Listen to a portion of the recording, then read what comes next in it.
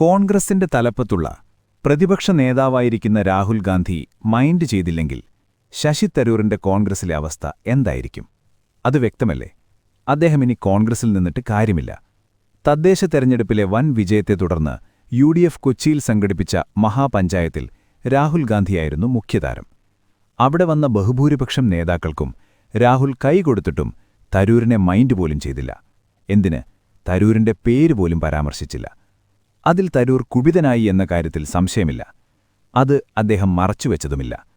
തുടർന്ന് കഴിഞ്ഞ ദിവസം ഡൽഹിയിൽ കേരളത്തിലെ തെരഞ്ഞെടുപ്പിനെ സംബന്ധിച്ച് ഉന്നത നേതാക്കളുടെ മീറ്റിംഗിൽ വർക്കിംഗ് കമ്മിറ്റി അംഗമായ തരൂർ പങ്കെടുത്തില്ല.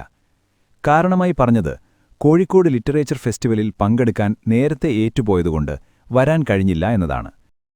നോക്കൂ, എനിക്ക് പറയാനുള്ളതെല്ലാം ഞാൻ പാർട്ടി നേതൃത്വത്തോട് നേരിട്ട് പറയണം. നല്ലത് നിങ്ങൾ പല കാര്യങ്ങളും എഴുതിയിട്ട് മാധ്യമത്തിൽ അതിൽ ചില കാര്യങ്ങൾ ശരിയായിരിക്കും, ചില കാര്യങ്ങൾ ശരിയായിരിക്കില്ല. ഞാൻ അതിനെക്കുറിച്ച് ഇവിടെ പബ്ലിക്ലി ചർച്ച നടക്കുന്നത് ശരിയല്ല.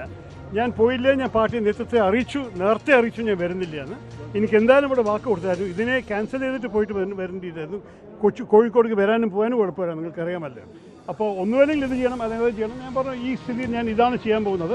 പക്ഷേ ഞാൻ ഉറപ്പുമായിട്ട് പാർലമെൻറ്റിലെ എല്ലാ വിധത്തിലും പങ്കെടുക്കുമ്പോൾ പാർട്ടിയെ ആ സമയത്ത് കാണാൻ നേതൃത്വത്തിന്. പക്ഷേ എനിക്ക് പറയാനുള്ളത് പാർട്ടിയുടെ അകത്ത് തന്നെ പറയണം, നല്ലത് മാധ്യമക്കാരുടെ മുമ്പിൽ. അദ്ദേഹം രാഷ്ട്രീയക്കാരൻ മാത്രമല്ലല്ലോ, സാഹിത്യകാരൻ കൂടിയാണല്ലോ.